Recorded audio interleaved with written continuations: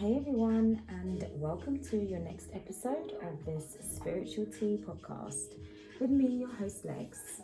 This podcast is all about astrology, how it enriches our lives, and how we can use it and understand it within our lives. So, this next episode, episode 20, is surrounding our full moon in Leo that we had yesterday, the 5th of February 2023. So as I said, the sign is Leo. Leo is ruled by the sun.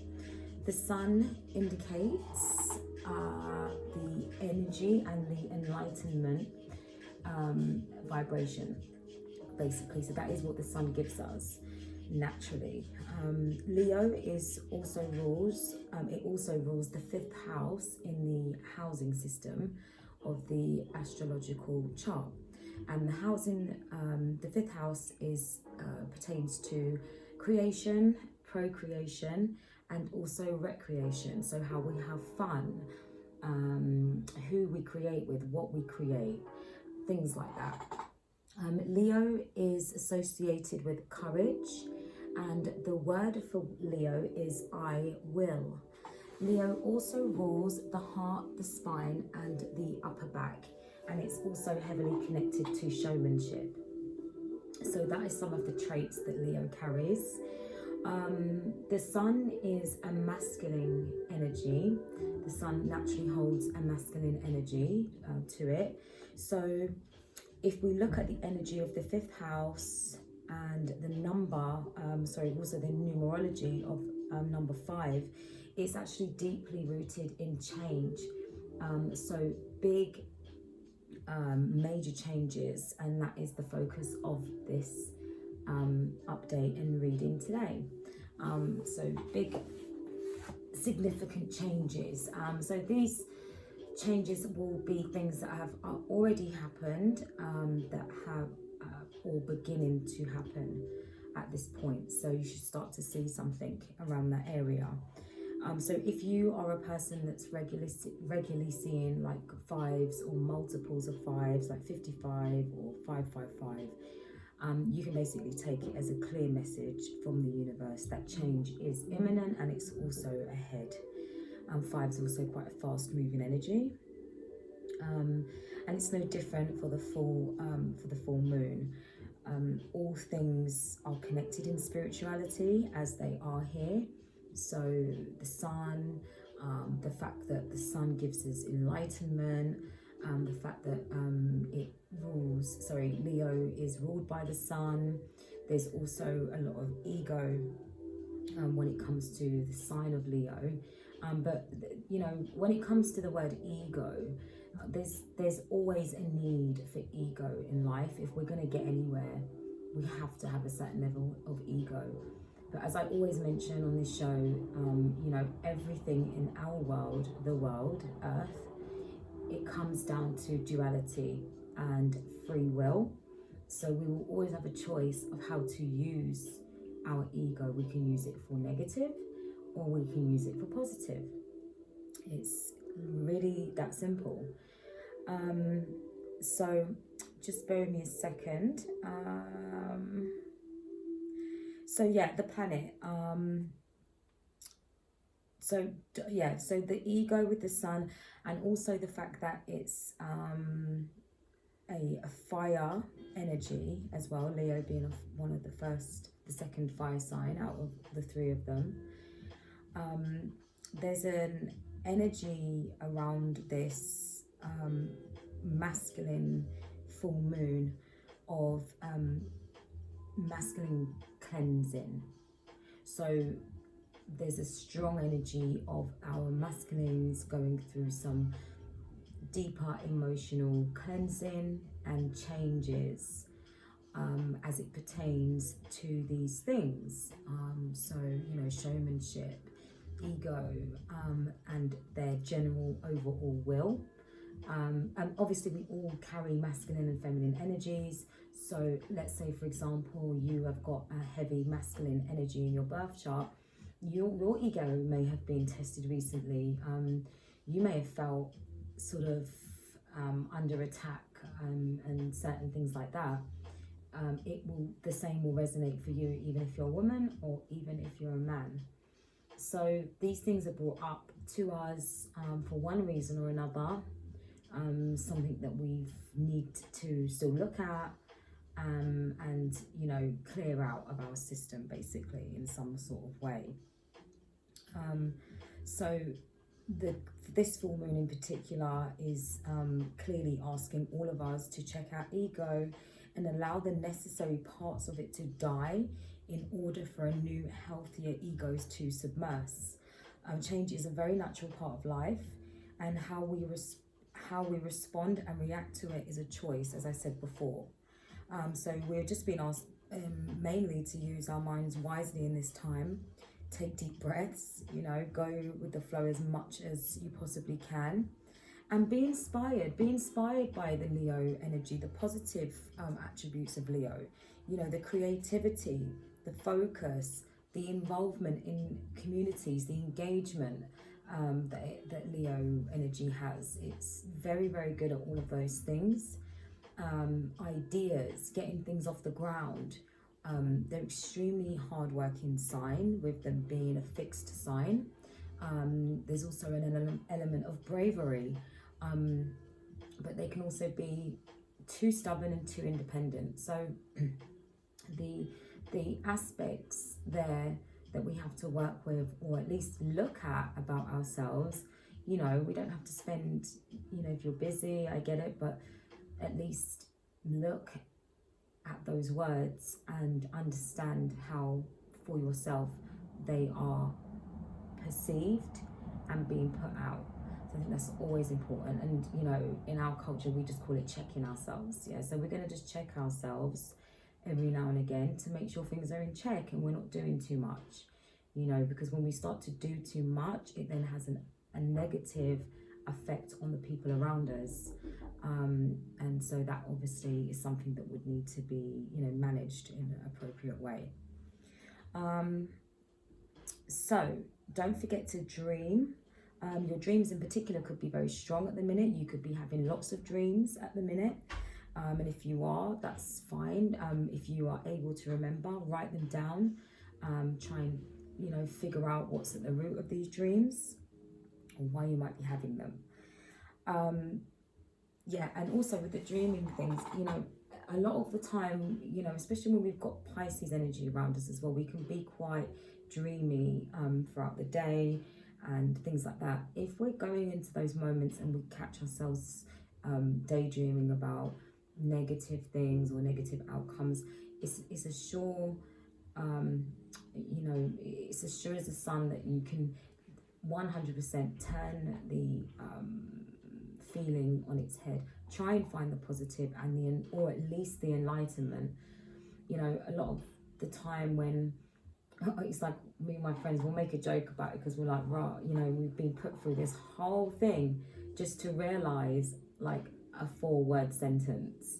You know, it could end up being something really small, but you might have been put through hell for like 2 to 3 years before you just accepted that sentence and started dealing with the situation from that perspective. So enlightenment is always a gift, however it comes to us, even if things are hard to hear, we still have to, you know, press forward in the best possible way. Okay, so I think that was about it for my notes. What else have I got here? Okay, so on the 15th of February, we've got Mercury entering Aquarius. And this is quite interesting for me as it pertains to the cards that I've pulled out. Because Aquarius is the opposite sign for Leo. And what Aquarius deals with is the larger communities. Aquarius deals with essentially social groups, causes, and long-term thinking. So where Leo is the last of the personal signs, because your personal signs are from signs 1 to 6. So anything that resonates in the first 6 houses is to do with directly us. So obviously you'd have Aries, Taurus, Gemini, Cancer, Leo, and then Virgo. So it's the 5th. The 5th from last is Leo. So Virgo is the last personal house. But anyway, with Aquarius being an outer planet, what Aquarius does is it looks at how we interact in this social environment, the actual care of the world that we live in, not just it's all about us, because that's very easy to fall into that pattern, especially if we're going through a hard time. We can become down on ourselves, or if for whatever reason, yeah, it's about getting back out, because ultimately, you know, we are a people that will make up terms that suit our narrative, like, oh, you know, I don't need anyone and I can do this by myself. But that's not true, and it never ever will be. So, you know, how we are, how we communicate, how we put ourselves into communities, how we are seen, how we address things, how we don't, you know, it's always good to keep those connections, because when you stay connected in the outer community, you'll become more thick-skinned, and you'll be able to see yourself compared to other people and understand what is an acceptable amount of each area, you know, or each personality trait and things like that. So yeah, it's essentially think outside the box. On the 15th, we'll become more in our mental space, and we'll be thinking, you know, on a bigger scale, embracing unconventional ideas, bouncing ideas off with your friends even, and allowing dreams a place to ground. It's well documented, I think, by now that the physical manifestation of anything in our life, you know, whether it be this table, this microphone, this pad, it all starts with here. And this is actually, you know, this is a perfect example, something so mundane. I made this table. I actually made this table myself. It's my design. But at first it was thoughts. Then I just designed it. So I wrote it down in some sort of fashion. And then I had to put the action into getting the money to pay for it. Once I got the action into getting the money to pay for it, it became a physical manifestation in my life, which I'm very proud of myself for, by the way, and I still love to this day. So again, this is a very small example, but things can be manifested on a bigger scale.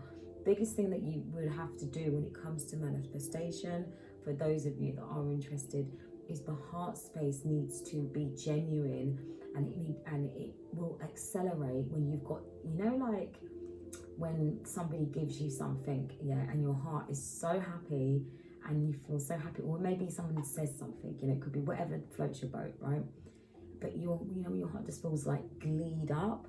That is the energy you pull from. Like, you get yourself into that zone there, and you know, believe it. The other thing that will help you achieve these things quicker is obviously good karma. You can't really try to manifest, even if you used to get yourself happy and manifest it, if you're doing things on the outside of that are not fair and that are being given to spirit to judge, because that's literally essentially what happens. We do things here, and then it goes kind of up there, and then they judge it, and then they'll come down and they'll either tick it off or come and F something up for you, you know, just period.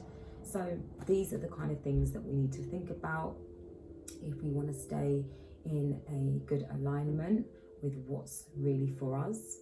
And it's something that I definitely live by, and yeah, you know, I think it's definitely the way forward. So I'll get into the cards, and then I will let you go, and because we're getting on to nearly 15 minutes.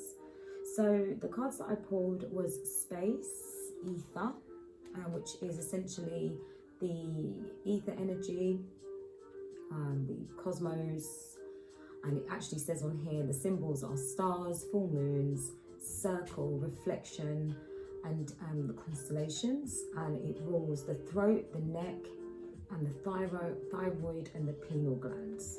Okay. The next card I got was a 24 and a 19, so a 6 and a 10, which comes down to a 1. So this for me would be, if this was a tarot deck, this for me would be like the Ace of Wands. All right, it's fire energy as well. And what it's the mudra that says Gupta mudra.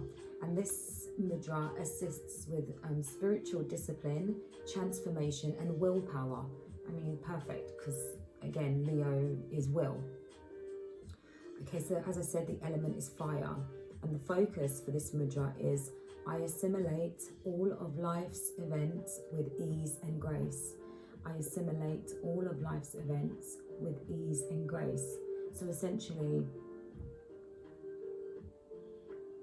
when we get new opportunities, there needs to be a level of cool added to them, okay? Because lots of things can come at us in this energy, but it's going to be this energy that allows us to differentiate how much we need to put into this or not, okay? So this one is via mudra, expansion.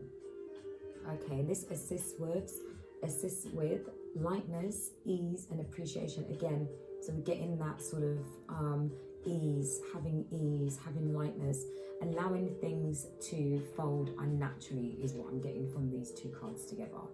Allowing things to unfold, not to push the narrative, especially when it comes to things that people are passionate about, whether it be themselves or other things. Okay, so this is an air energy, and it says the focus for this card is lightness and compassion awaken my highest truth. Lightness and compassion awaken my highest truth. Yes, indeed. Yes, indeed. I mean, not attaching ourselves to outcomes allows us to be able to have compassion for more than ourselves in a situation. Okay, so I also got I got Pisces energy and Leo energy for the moon cards, and I got number 8, life is a mystery. That's the bobcat. I got number 36, which reduces to a 9. It's a koi fish, and there is always enough. I got a 24, which is another 6, which is electric eel spirit, bring your ideas to life. Oh no, so 8, 9 and 6, sorry. And then I got a giraffe spirit, which is an 11 or 2, and it's see the bigger picture. So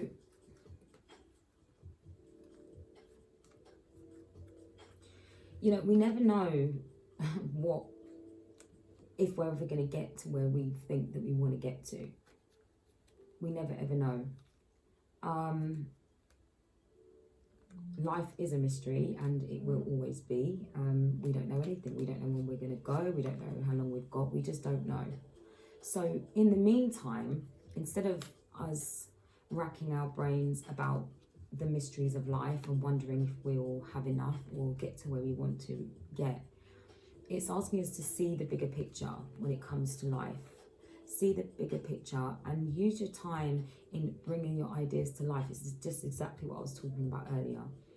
You know, bring your creativity to the forefront, because when we keep busy and we stay creative, we're able, it allows us to have a bigger picture, because we then give ourselves more options. And obviously more options in life allows us more choices in life. And then we can see at that point, you know, maybe if we've got enough, or if we're getting more, or how we can get more, or what we need to let go of in order to get more, things like that. Well, I've got a strong energy here with this creativity factor. It was all over the Mercury entering Aquarius, and I just think it's great. I think it's exactly what we need. You know, there's very little that we can control in life. Most people can't even control themselves. You know, we certainly can't control other people. So hey, you know, why not get busy using our minds and just being happy that we are getting to wake up each day, even if it's not exactly the way we would like it to be right now. There's no harm in having gratitude. I always say, you know, giving back for me personally is very fulfilling. So there's many things that we can do to feel fulfilled in our personal life. And yeah, that's it. So I'm going to love you and leave you. I hope you've enjoyed this week's episode, and I hope you have a lovely rest of your day, and I will see you again for the next Spiritual Tea podcast. Blessings.